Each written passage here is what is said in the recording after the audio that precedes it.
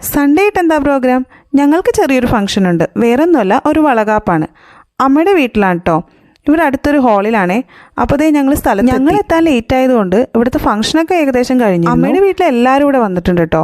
ഞങ്ങളെത്താൻ വൈകിയെങ്കിലും വളകാപ്പൊക്കെ നല്ല അടിപൊളിയായിട്ട്. നല്ല ഈ വളകാപ്പ് ആരുടെയെന്ന് ഞാൻ പറഞ്ഞില്ലല്ലോ. നീഷിൻ്റെ ബ്രദറിൻ്റെ വൈഫിൻ്റെ കേട്ടോ വളകാപ്പ്.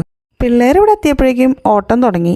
ഞങ്ങൾക്ക് അവരുടെ പിന്നാലെ നടക്കാനേ നേരം ഉണ്ടായുള്ളൂ. അതിൻ്റെ ഇടയിൽ കുറച്ച് സമയം കിട്ടിയപ്പോൾ വിനീഷിൻ്റെ കസിൻസ് ആയിട്ടൊന്ന് സംസാരിച്ചു. ഇവരൊക്കെയാണ് കേട്ടോ വിനീഷിൻ്റെ കസിൻ. പരിപാടിയൊക്കെ കഴിഞ്ഞപ്പോഴേക്കും നല്ലൊരു മഴ പെയ്യുന്നു. ഇങ്ങനെ മഴ പെയ്യുന്നത് കാണാൻ നല്ല ഭംഗിയുണ്ട് കേട്ടോ. ഈ മഴ പെയ്യുന്ന സമയത്ത് അടിപൊളിയൊരു സദ്യ ആയാലോ. അങ്ങനെ പപ്പടവും പഴവും പായസവും കൂട്ടി നല്ലൊരു സദ്യ കഴിച്ചു. പിള്ളേരൊന്നും സദ്യ കഴിച്ചില്ല. കാരണം വളകാപ്പിനുണ്ടായിരുന്ന പലഹാരങ്ങളൊക്കെ അവർ തന്നെ കഴിച്ചു.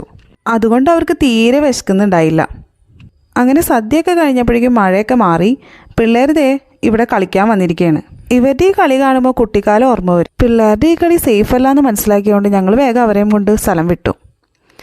ഈ വീഡിയോ ഇഷ്ടമായെങ്കിൽ നിങ്ങൾ ലൈക്ക് ചെയ്യാൻ മറക്കരുത്.